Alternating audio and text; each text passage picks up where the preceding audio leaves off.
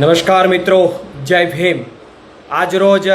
બાબા સાહેબ આંબેડકરની જન્મ જયંતિ છે, ત્યારે મેં પોતે દલિત સમાજના અનેક ઘરોમાં જઈ એમને મીઠાઈ ખવડાવી અને એમના મોઢા મીઠા કરાવી અને બાબા સાહેબની જન્મ જયંતિની ઉજવણી કરી છે। તેમજ વાસ્તવમાં બાબા સાહેબની જન્મ જયંતિની ઉજવણી કરવા માટે મેં પોતે આજે સંકલ્પ લીધો છે કે જો આવનારા દિવસોની અંદર તાલાળાની અંદર આમ આદમી પાર્ટીની તાલુકા પંચાયતમાં બોડી બેસે,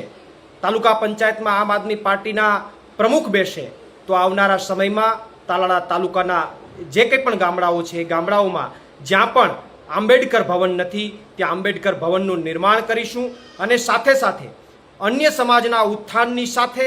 દલિત સમાજના ઉત્થાન માટે તેમજ દલિત સમાજને જ્યાં જરૂર હશે ત્યાં બાબા સાહેબની સ્ટેચ્યુનું અનાવરણ અને અન્ય ઉત્થાનના કાર્યો પણ ચોક્કસથી અમે કરીશું।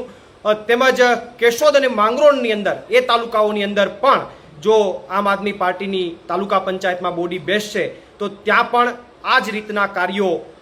બાબા સાહેબની જન્મ જયંતિની એક સાર્થક ઉજવણી થાય એ માટે ચોક્કસથી કરવામાં આવશે અને એ માટેનો અમે આજે સંકલ્પ લીધો છે। પ્રવીણ રામ, પ્રદેશ ફ્રન્ટલ અધ્યક્ષ, આમ આદમી પાર્ટી।